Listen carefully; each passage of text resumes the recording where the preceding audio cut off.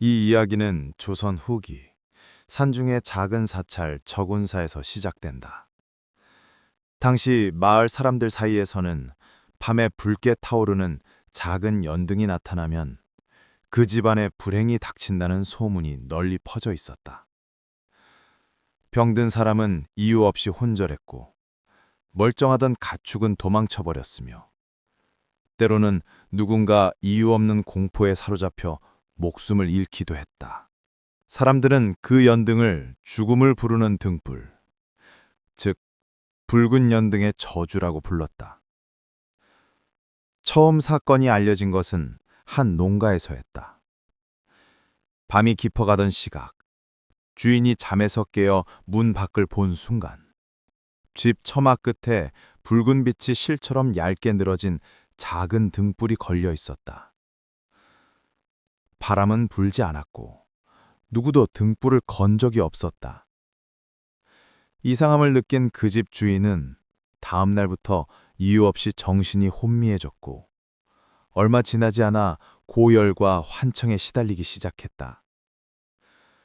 며칠 뒤 그는 갑작스러운 경련 후 목숨을 잃었다. 이후 비슷한 사건이 연달아 발생했다.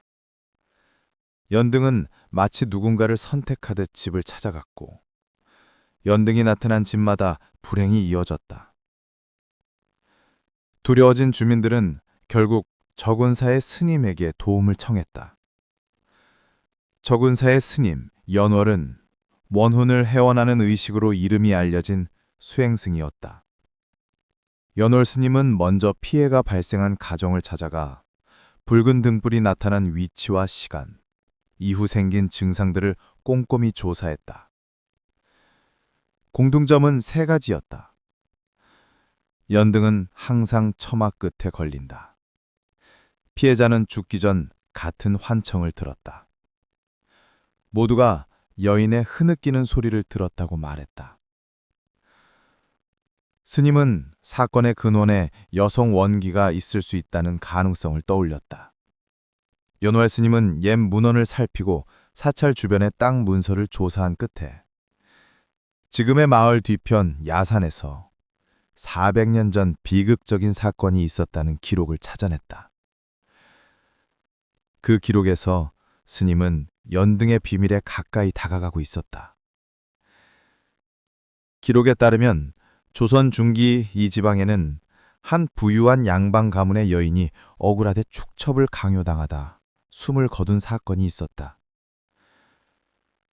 그 여인은 죽기 직전 자신의 방 앞에 걸린 붉은 혼등을 바라보며 이 억울함을 하늘이 알고 땅이 알 것이다 라고 남겼다고 한다. 이후 그 집안에서도 흉사가 이어졌고 여인의 시신은 제대로 된 장례를 치르지 못한 채 산속에 급히 묻힌 것으로 기록되어 있었다.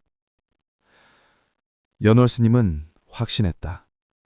마을을 떠도는 붉은 연등은 단순한 귀신의 장난이 아니라 억울함이 해원되지 못한 여인의 영혼이 요괴, 즉 등귀로 변한 모습이라고.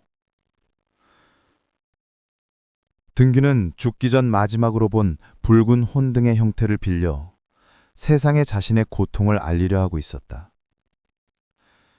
그러나 오랜 시간 분노에 잠식된 등귀는 본래의 목적을 잃고 무고한 사람들까지 해치는 존재로 변해버렸다.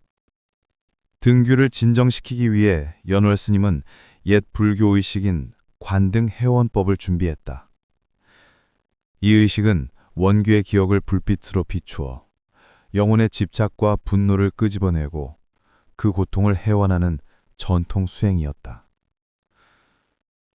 스님은 사찰에서 며칠 동안 준비를 이어갔다. 원기를 불러들이는 명등 제작, 의식에 쓰일 정화수와 향목 준비, 원혼을 안정시키는 범종소리 조절, 마음을 흐트러뜨리는 번뇌를 끈기 위한 7일간의 무건수행. 스님은 모든 준비를 마친 후 붉은 연등이 가장 자주 나타나는 밤을 기다렸다. 그날 밤 스님은 마을 외곽의 빈 집에서 의식을 준비했다. 등불을 끄고 정조한 채 스님은 조용히 염주를 굴렸다. 잠시 뒤 처마 끝에서 붉은 불씨가 스멀스멀 피어오르기 시작했다. 빛은 점점 형태를 갖추더니 붉은 연등의 모습이 되었다. 그리고 그 순간 방 안 가득 여인의 흐느끼는 소리가 가라앉은 들렸다. 스님은 조금도 흔들림 없이 반야심경을 읊기 시작했다. 그러자 연등은 흔들리며 괴이한 형상을 드러냈다. 여인의 긴 머리, 일그러진 얼굴, 분노와 슬픔이 뒤섞인 그 표정은 오랫동안 고통에 잠식된 원혼의 모습 그대로였다. 등규는 스님에게 자욱한 붉은 기운을 내뿜으며 다가왔다. 기운은 사람의 정신을 혼미하게 만들었으나 스님은 끝까지 경을 멈추지 않았다. 의식의 절정에서 스님은 자신이 준비한 정화의 연등을 밝힌다. 그 빛은 등귀의 분노를 비추었고 그 안에서 여인의 생전 기억들이 스쳐 지나갔다. 가장 마지막으로 비추어진 것은 어린 딸에게 미소를 지어주던 자신의 모습이었다. 그 장면이 떠오른 순간 등귀는 비명을 멈추고 한동안 그 자리에 멈춰 있었다. 스님은 조용히 말했다. 그대의 고통은 이제 충분히 하늘에 닿았습니다. 부디 남은 집착을 놓고 가십시오.